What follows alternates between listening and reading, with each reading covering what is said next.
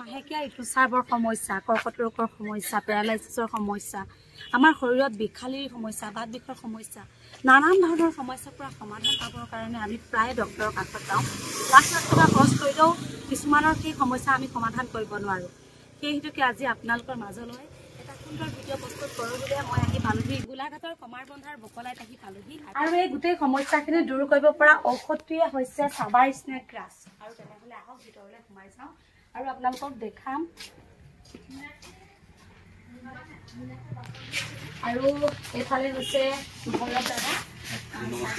আজি আপোনাক বিচাৰি ইয়ালৈ বুলি আহিলোঁ, যিহেতু আমাৰ নানান ধৰণৰ সমস্যাৰ পৰা জীৱনবোৰ একেবাৰে সৰুৰ পৰা বা বয়সস্থলৈকে বৰ্তমান সময়ত আটাইতকৈ বেছি হৈছে বিষ, কেঞ্চাৰ, কিছুমান মহিলাৰ মাহেকীয়াৰ যিটো প্ৰব্লেম হয়, কঁকাল বিষৰ পৰা পেটৰ বিষ ধৰি বহুত ব্লিডিং যোৱা, এনেকুৱা ধৰণৰ সমস্যাবোৰ সমাধান পাবৰ কাৰণে আপোনাৰ ওচৰত বোলে বহুত ধুনীয়াকৈ বনৌষধি দৰৱ দি আপুনি বহুতকে ভাল কৰিছে। হয় হয়, চেষ্টা কৰিছোঁ, আমি লাগি আছোঁ লগতে, কাৰণ আমি আগৰ পৰা কৈ আছোঁ যে প্ৰকৃতিৰ ওচৰত ভগৱানে চব বস্তু দি থৈছে।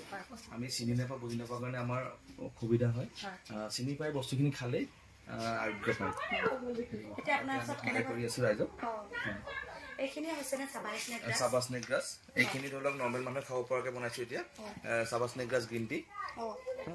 এই চাবা স্নেক গ্ৰাছটো নৰ্মেল মানুহৰ পৰা কেঞ্চাৰ ৰোগীলৈকে খাব পাৰে। সকলোৰে ড'জটো বেলেগ বেলেগ হয়। কমপ্লিট বডি ডিটক্সৰ কাম কৰে। এই আমাৰ ডিটক্স হ'লে আমাৰ লিভাৰ ফাংচন ভাল হয়। লিভাৰ ফাংচন ভাল হ'লে আমাৰ ব্লাড চাৰ্কুলেশ্যন ভাল হ'ব। চুগাৰ প্ৰেছাৰ নৰ্মেলাইজ হৈ যায়। ব্লাড চাৰ্কুলেশ্যন ভাল হ'ব, বিষ কোবো আঁতৰিব, লগতে বিভিন্ন ধৰণৰ ৰোগখিনি ভাল হয়। তাৰ লগত বেলেগ বেলেগ বস্তু দিয়া হয়। আৰু এটা আমি বিশেষকৈ কৰি আছোঁ মৰিংগা পাউডাৰ। এইটো বেলেগ একো নহয়, চজিনা পাতৰ গুড়ি। এইটোতো এটা ছুপাৰ ফুড বুলি কয়। এইটো ছুপাৰ ফুড। আমেৰিকা ফালে গ'লে এইটো ছুপাৰ ফুড। উৰিষ্যা ফালে বাহিৰত মানুহটো একদম চজিনা পাত বুলি ক'লে একদম পাগল হৈ থাকে। কিন্তু আমাৰ অসমত এতিয়া সকলো ঘৰে ঘৰে থাকে, কিন্তু খোৱা নহয়। কিন্তু আপুনি যাকে সোধক চবে কয় খাওঁ, কিন্তু এবাৰ খাওঁ বুলি কোৱাৰ পাছত আকৌ এটা প্ৰশ্ন কৰিবচোন, কেতিয়া খাইছিলে, তেতিয়া ভাবিব যে নেখায়।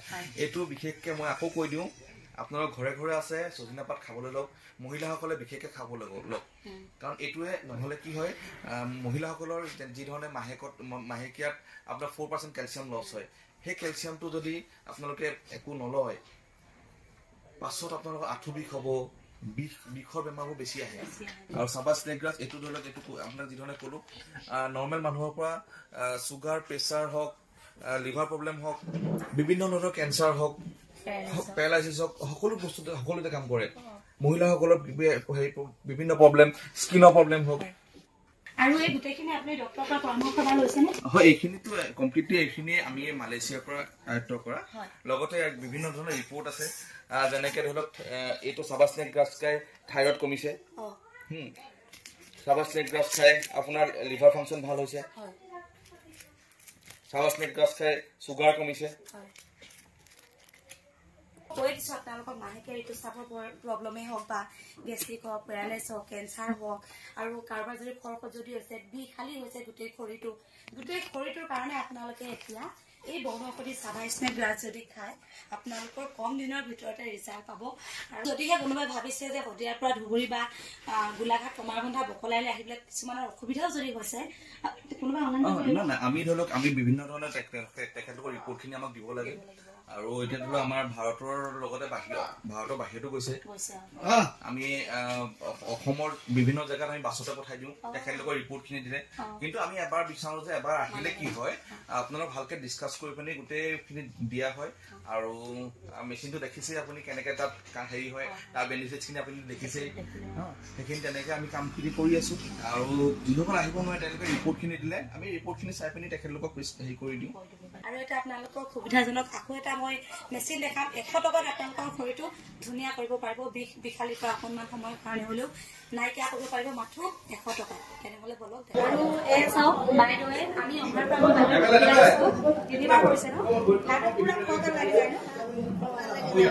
আপোনাৰ বিষ হৈ আছে? বহুত বিষ। মই ডক্টৰ চিকিৎসা কৰি আছোঁ গুৱাহাটীত, কিন্তু মই ভাল পোৱা নাই। ইউটিউবত পাই পেলাইহে আহিছোঁ। এতিয়া ছ'চিয়েল মিডিয়াৰ যুগ, যিহেতু কোনোবাই যদি এটা ভিডিঅ' প্ৰস্তুত কৰি দিয়ে হাজাৰ হাজাৰ লাখ লাখ মানুহৰ কাৰণে সুবিধা হৈ যায়।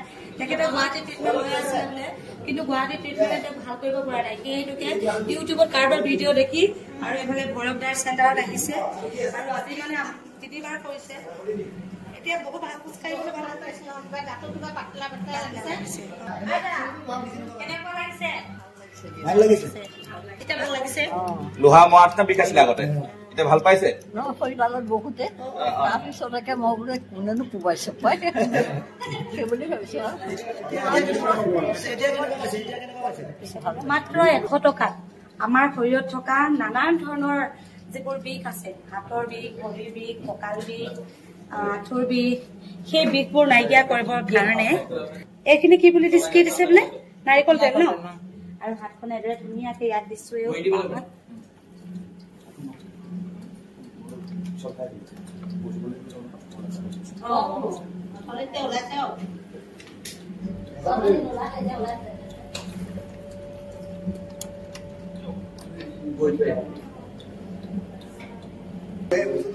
বিপি আছে নেকি মাজত চাই দিওঁ